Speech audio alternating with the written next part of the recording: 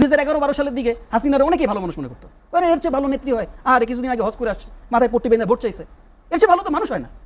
কিন্তু এই হাসিনা তত্ত্বাবধায়ক সরকার বাতিল করলে এর চেয়ে ভালো মানুষ হয় না, তখন আবার খারাপ মানুষ হয়ে গেল। এই হাসিনা আমরা দেখলাম একচেটিয়াভাবে বিচার বিভাগকে দখল করে নিল, একচেটিয়াভাবে ইমব্যালেন্সড একের পর ইলেকশন দিয়ে দিয়ে বিএনপিকে একদম কিক আউট করে বাংলাদেশের বাইরে পাঠিয়ে দিল। বিপ্লব সংগঠিত হয়ে যাওয়ার পর প্রথম যে দাবি আমরা উত্থাপন করছি, প্রথম দাবি আমরা বলছি সংসদ ভাঙেন এবং বেগম খালেদা জিয়াকে সসম্মানে আপনি এই কারাগার থেকে মুক্তি দেন। জুলাই সনদ মানে, গণভোট মানে, সবই মানে, কোথাও তো কোনো সমস্যা দেখি না। কি দিয়ে বিরোধিতা করবো ওটা নিয়েও কনফিউজ হয়ে যাই।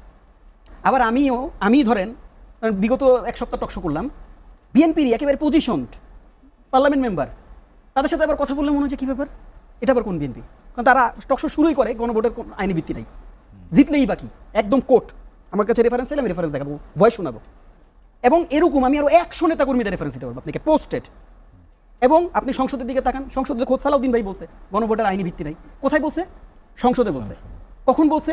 নির্বাচনের পরে বলছে। নির্বাচনের আগে আবার বলছে আইনি ভিত্তি আছে। এবং আমি আপনার এই সত্যি অনেকবার বলছি এটা, নির্বাচনের আগে একাধিক জায়গায় একাধিকবার উইথ রেফারেন্স আর্টিকেল 7, 106 সবগুলোকে উনি এক করে ওনার সকল প্রশ্নের উত্তরে উনি বলছে আইনি ভিত্তি আছে।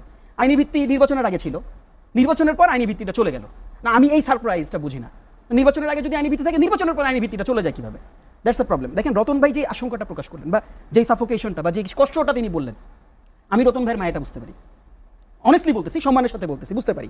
যেমন এখন রাজপথে যাওয়া হলো কেন, এই অবিশ্বাসটা কেন? দেখেন অবিশ্বাসটা এই প্রসঙ্গেই কিন্তু, মানে আপনি যখন হিতের বিপরীত দেখবেন, আপনি যখন এ বলার পর বি শুনবেন, আবার মাঝে মাঝে শুনবেন এবিসিডি নাই কিছু, তখন আপনি কনফিউজ হয়ে যাবেন এবং আমরা ওই জায়গাটাতে পাজেল হয়ে যাই। যেমন আপনি যে হুট করে গণভোট নাই, আমি গত পরশুদিন একটা শোতে একজন বিএনপির খুবই মানে পজিশন একজন নেত্রীর সাথে কথা বলছিলাম, বলে কিসের গণভোট?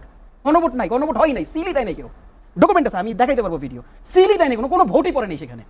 এইভাবে করে পজিশন নিয়ে কথা বলছে। এখন আমি রতন ভাইয়ের কথা শুনবো না তার কথা শুনবো? আবার সালাউদ্দিন ভাই বলেন গণভোট হয়নি। আবার এবার আসেন আরেকটা প্রসঙ্গে, যেমন বিশ্বাস অবিশ্বাসের যে প্রশ্ন। এখন বিশ্বাস অবিশ্বাসের প্রশ্ন আমি কিভাবে মিলাবো? দেখেন রতন ভাই আমি জানি ব্যক্তিগতভাবে উনি অনেক ভালো মানুষ, কিন্তু উনি ভালো মানুষ এটা ধরে এই বিশ্বাসের উপর কি আমি বসে থাকতে পারবো? 2011-12 সালের দিকে হাসিনার অনেকেই ভালো মানুষ মনে করতো, মানে এর চেয়ে ভালো নেত্রী হয়, আর কিছুদিন আগে হজ করে আসছে, মাথায় পট্টি বেঁধে ভোট চাইছে, এর চেয়ে ভালো তো মানুষ হয় না। কিন্তু এই হাসিনা তত্ত্বাবধায়ক সরকার বাতিল করলে এর চেয়ে ভালো মানুষ হয় না, তখন আবার খারাপ মানুষ হয়ে গেল। এই হাসিনা আমরা দেখলাম একচেটিয়াভাবে বিচার বিভাগকে দখল করে নিল, একচেটিয়াভাবে ইমব্যালেন্সড একের পর ইলেকশন দিয়ে দিয়ে বিএনপিকে একদম কিক আউট করে বাংলাদেশের বাইরে পাঠিয়ে দিল। খেয়াল করে দেখেন এই একের হাসিনা আস্তে আস্তে আস্তে করে খারাপ হয়ে গেল। কেন? কারণ আপনি অন্ধবিশ্বাস করছেন, সিস্টেম ফর্ম করে নেই। একটা সিস্টেমের উপর আপনি বিশ্বাসটা রাখছেন, জাস্ট একটা মানে ফ্যাক্টের উপর না, জাস্ট একটা মানে অভিসন্ধির উপর, পারসেপশনের উপর।